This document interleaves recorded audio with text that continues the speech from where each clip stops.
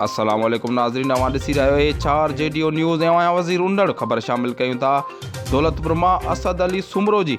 Daulatpur Hesco sub division मां निकिरंदड़ 11,000 main line 3+4 feeder ते गुज़िरियल साल गड़े ऐं तूफ़ान जे करे फीडर मेन लाइन जा 13 थंबा किरी पिया हुआ, जंहिंजे करे तक़रीबन 50 खनि ॻोठनि जी बिजली मुकमल तौरु बंदि थियल हुई, जंहिंजे करे ॻोठाणा सख़्तु अज़ाब में मुब्तला हुआ। उन्हनि ॻोठाणे तकलीफ़ खे मद्देनज़र रखंदे नौजवान क़यादत ऐं PS40 जे टिकट होल्डर ऐं PTI जे अॻुवान डॉक्टर अब्दुल वहीद उंडड़ पारां ज़ाती कोशिशूं वठी CEO हेस्को ऐं MD पीपो खां 13 थंबा ऐं उन्हनि जो मटीरियल मंज़ूर कराए वरितो, जंहिंखां पोइ थंबा उन मज़कूरा फीडर जे जाइ ते लॻण शुरू थी विया आहिनि।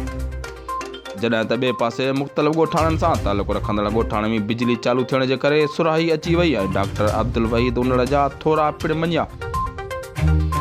वधीक ख़बरुनि ऐं अपडेट लाइ ॾिसंदा रहो HR JDO न्यूज़।